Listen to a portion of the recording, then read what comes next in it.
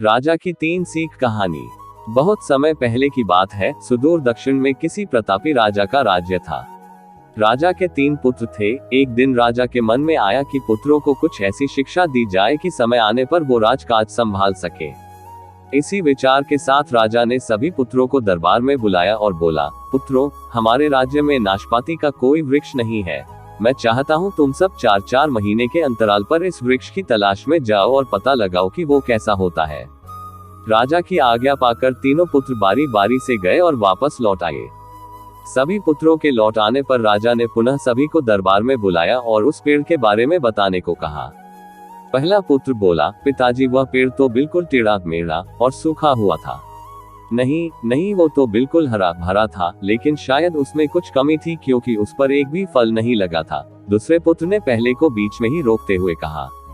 फिर तीसरा पुत्र बोला, भैया, लगता है आप भी कोई गलत पेड़ देख आए, क्योंकि मैंने सचमुच नाशपाती का पेड़ देखा। वो बहुत ही शानदार था और फलों से लदा पड़ा था।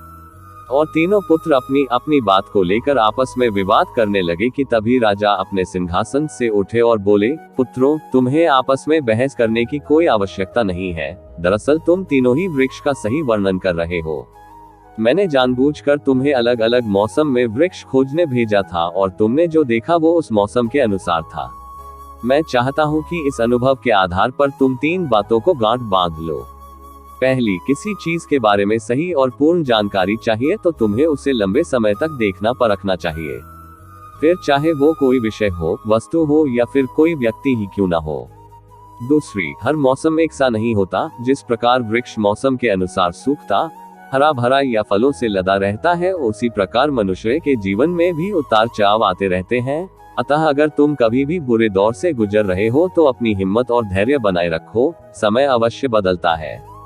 और तीसरी बात, अपनी बात को ही सही मानकर उस पर अड़े मत रहो। अपना दिमाग खोलो और दूसरों के विचारों को भी जानो। ये संसार ज्ञान से भरा पड़ा है, चाह कर भी तुम अकेले सारा ज्ञान अर्जित नहीं कर सकते। इसलिए भ्रम की स्थिति में किसी ज्ञानी व्यक्ति से सलाह लेने में संकोच मत करो। उद्धरण चिन्ह।